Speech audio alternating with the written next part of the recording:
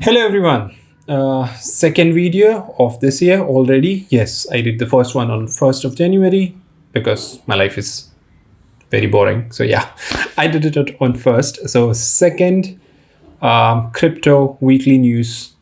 Three big news from around the world, three from India, and all of that in the description. You can read more in detail.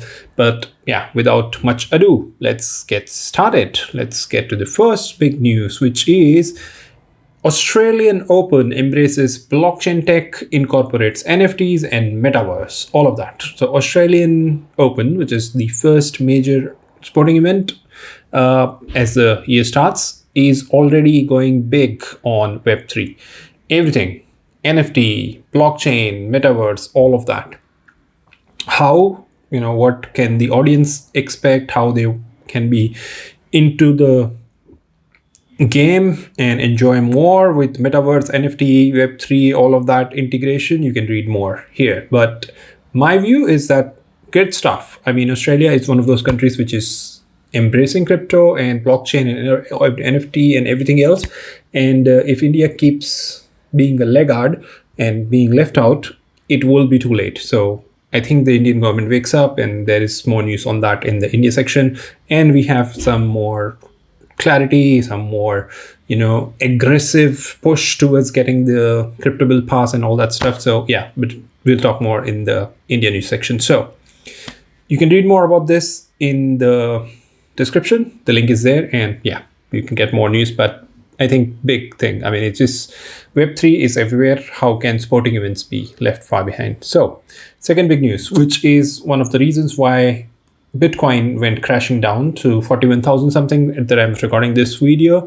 There are three big reasons, but one of them is this. So Kazakh government resigned. It shut down the whole internet in the country amid protests and causing Bitcoin network hash rate to tumble at 13.4. Now, I have covered this before in my videos that Kazakhstan is the second biggest country in the world for crypto mining, and it is because the internet there is super cheap. The electricity there is super cheap. It's one of the cheapest countries for electricity in the world. So, of course, it has become the second biggest crypto mining country in the world, and now internet is completely shut down there. They were protesting in in regards to rising petrol prices and LPG prices, which would never happen in India. I can go on ranting about it, but yeah, glad Kazakhstan people are doing that. I am all for you guys, but it has resulted into global, wipeout of market share of the whole crypto, and Bitcoin has gone tanking and everything else has gone tanking as well. So yeah, big news. We are so connected. The whole world is so connected that one thing happening in one country affects the whole world. And this is just one big news, which, kind of makes that very obvious. So the third big news from Pakistan, our neighbor country. Scammers loot over 100 million from Pakistani investors via fake Binance themed apps. So Binance is not licensed to operate in Pakistan, but it is still the biggest crypto exchange in Pakistan.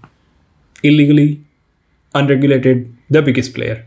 And I think Binance is a big name and people kind of trust them. So from all around Pakistan, people begin contacting FIA, Federal Investigation Agency, Crime Sindh via social media on December 20th, as per a statement from the agency. And the victims revealed that at least 11 mobile apps, including all of those name apps, which are in the article down below as well, have ceased operating. And these apps were all linked to Binance wallets in one way or another. So somebody who was behind these apps got all this money, $100 million, dollars from Pakistan, $100 million, yes, US dollars from Pakistan, and they were all linked to Binance wallets, and now they've ceased operations and they've gone missing. So the agency, federal agency, has reached out to the Binance Pakistani agent in relation to an internet scam involving millions of dollars. And Binance does not have a license to operate in Pakistan, but it is still the biggest player. So Binance in Not so good news, as always. I think they are used to this, but that's the three biggest news. And before I continue, yes, again, the friendly reminder, if you've not subscribed to the channel yet, please do. It would be wonderful. If you like what I'm doing, all the news that I'm covering for you guys, and this is the news that affects, I think that is either most interesting or affects the crypto whole ecosystem in one way or another. But if you feel that I have missed out on some other interesting news which I should cover, then leave your comments down and I would be more than happy to discuss that or cover that later on. Okay. India news. Crypto exchanges bet on NFTs amid regulatory concerns. We all know that India crypto regulatory bill has been delayed. It might be in April, presented. It might be, if you're not even sure, it might be presented in April. But what crypto exchanges are doing, they are betting big on NFTs because that's again growing market. It has grown from 40 to 50% month on month. It is a little slow compared to the whole world, but it is growing. So because NFT might not have that kind of regulations, crypto still people are concerned it might be banned, which I kind of feel it won't be, but still. So NFT is a safe bet, and that's what they are pivoting to. They are paying more attention, the crypto exchanges in India. So yeah. Also, the second biggest news is there is NFT news again. So there is an Indian startup, Icons, which manages and monetizes digital IPs, NFTs, and across Metaverse. And this is a big deal because we have a movie superstar, Rana Daggubati, who is an investor, actor investor, and there are other bigger names like Ant Hill Ventures. So yeah, these guys are also, India is becoming NFT supermarket as well. I mean, a lot of companies coming up doing stuff, and they believe that, of course, there's a big future, huge positive future in NFT in India. So of course we have more players in NFT, and I think a lot of Bollywood or South India stars, movie stars are betting big on NFT marketplace. So the third biggest news from India is Tech Startup Association writes to Finance Ministry seeking crypto tax clarity. Now, we know that the crypto bill is delayed. It might not be presented until next parliamentary session in April, but we are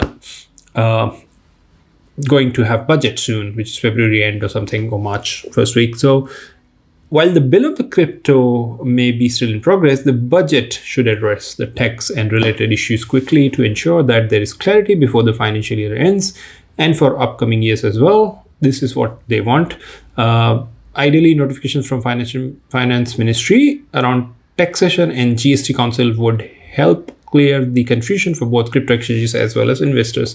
Now, these guys, this Tech Startup Association, they represent internet startups, including crypto exchanges. So it's a big body. They have a lot of members of them. They've written to the Finance Ministry, and I hope at least they have some clarity on how the crypto gains and crypto transactions are taxed. What would be the implications, all of that in the budget session, which is good. I mean, which is the correct step to make, correct request to make. So I hope this is kind of paid attention to and they get some clarity. That's about it. Yeah, thank you for coming back as always. And if you've not subscribed to the channel, please do, because I also make another video every Sunday, which is tech news. And CES just ended, so there's a lot to cover. I cannot even cover that all in one video, but I'll try to summarize and pick up the best things that I feel you should know. And of course, there's a lot. You can already watch all of that CES roundup. A lot of tech channels, a lot of tech websites have already done it, but come back tomorrow for my video on my take on that. Thank you. I hope you're having the first good week. I hope everyone who celebrated unorthodox Christmas yesterday. Sorry, Orthodox Christmas. That was a joke that I made on it. So Orthodox Christmas. Sorry, Orthodox and Unorthodox. I hope all you people who celebrate Orthodox Christmas yesterday had a good time. And yeah, just keep coming back. And I love you guys. And thank you for being here. Yeah, that's it. Take care.